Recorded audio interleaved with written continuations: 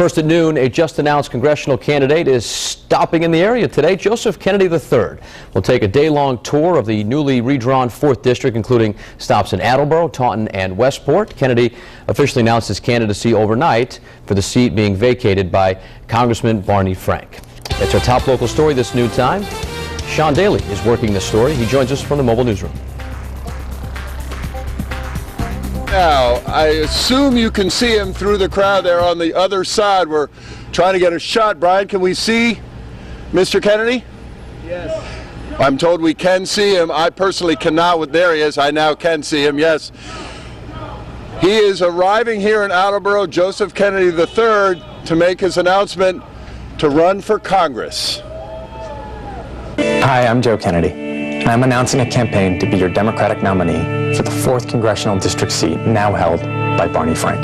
This is a campaign commercial from the latest member of the storied Kennedy clan to run for public office. 31-year-old Joseph Kennedy III is the first Kennedy of his generation to chase the family business of national politics.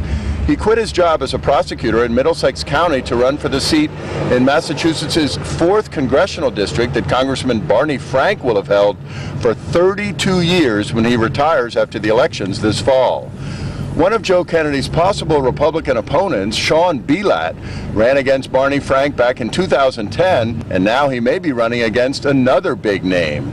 But even with his famous last name, young Joe Kennedy knows he would be replacing a Democratic legend in Congress. Congressman Frank has done so much for Massachusetts and America during his service in Congress, and he leaves very big shoes to fill. I've spoken to people from across Massachusetts who believe that Washington no longer works for them. People from Newton to Fall River see a government that's become more interested in stacking the deck than allowing every person a fair chance to play their hand. I want to change that. If Joe Kennedy wins, a Kennedy will have held national political office in this country almost continuously since 1947. It's hard to believe. The only 2 years a Kennedy has not held office since then have been the last 2 years, since Patrick Kennedy, from Rhode Island, of course, retired after the 2010 election.